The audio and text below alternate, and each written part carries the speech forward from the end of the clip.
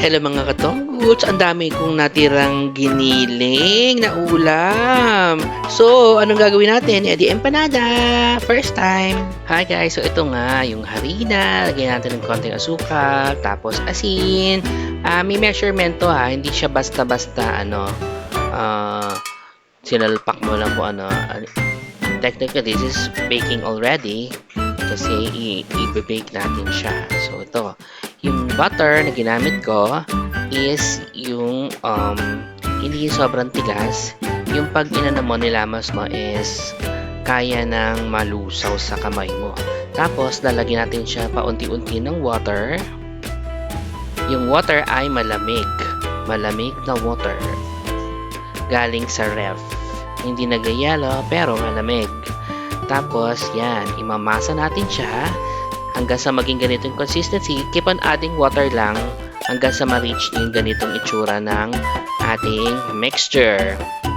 Tapos, i-rest lang natin siya for at least an hour. Ibabalot lang natin siya dito sa ating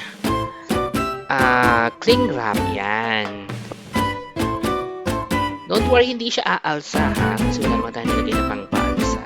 So, it's basically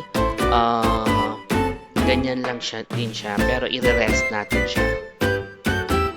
Tapos, kung gusto niyo ng mas matamis ng slightly, ito kasi hindi siya masyadong matamis. Hindi siya matamis, to be honest.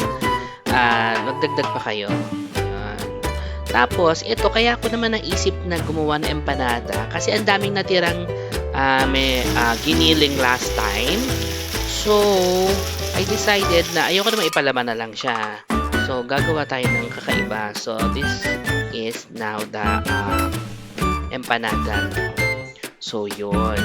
So, ito, kukuha tayo ng konti kasi i-need natin siya. Tinitimbangan natin din siya. Yan. So, technically, kapag inayos natin siya into empanada shape, madaming sobra.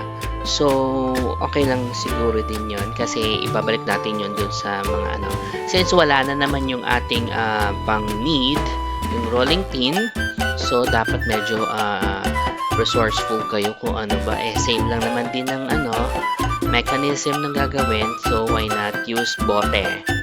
So, this is the bote. Just make sure it's malinis para hindi kayo alam nyo na, siyempre kailangan malinis, diba? So, yan. Ang taray, diba? Bote, pinang need. This is good. Kaya natin ginaganito para mas ma-flat pa siya. So, yun. Ganon. Pahiran nyo ng flour para hindi dumikit yung dough doon sa ating bote. Kasi lang bumili pa ako ng rolling pin. Meron kasi kami hindi ko makita. Anyways. So, yan. Actually, tsaka pa siya. Pwede na to. I-flatten lang natin siya pa. Tapos, lalagyan na natin yung giniling na palaman. Yan. Uy, nga pala. Tinry ko to. Kasi medyo maraming natira. Nilagyan ko ng ibang palaman like tuna mayo. Ang sarap pala doon. Pati yung ube. Ube palaman. Ay, sarap. Tapos ito na yung ating giniling. Ayan.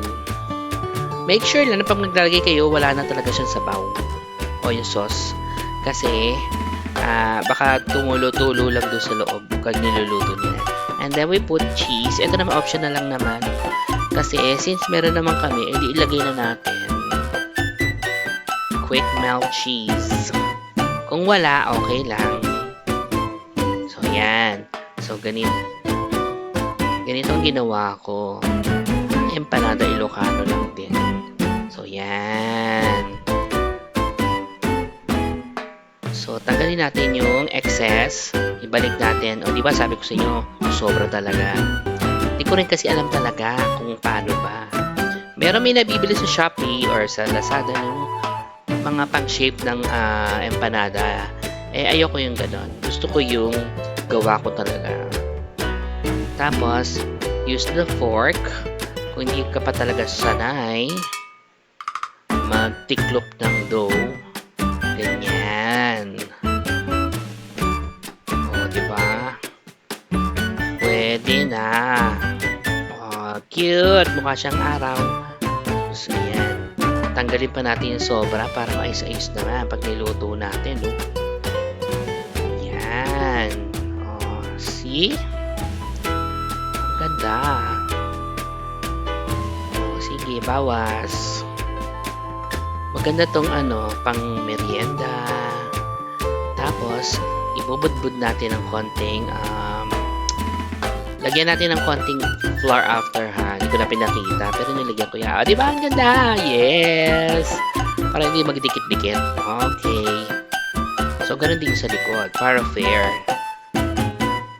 Yan. O, see? O, ha? Iba tinitiklop yung mukhang siopaw.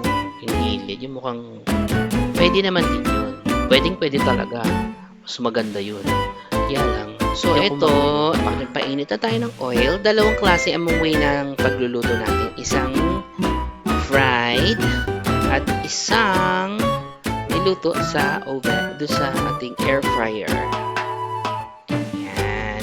Ito naman, mga 15 minutes luto na to both sides. Ayan. So, dito naman yung air fryer. Pero kung ako ang papipiliin, ha, parang mas nasarapan ako dun sa air fryer.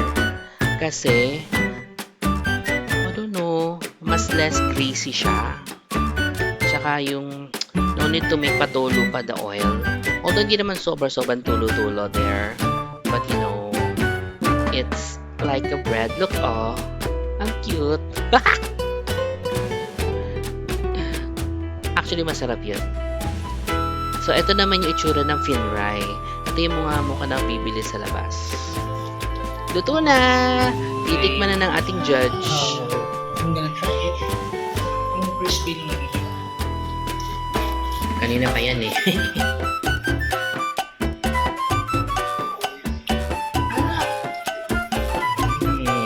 Masarap daw ah. Ano pa naman? Ayun natin ang giniling. Tapos, ito yung sis. Oh! Ito naman, ang itsura niya kapag natin siya, air fryer. Para mas maganda siya kaysa sa piniri.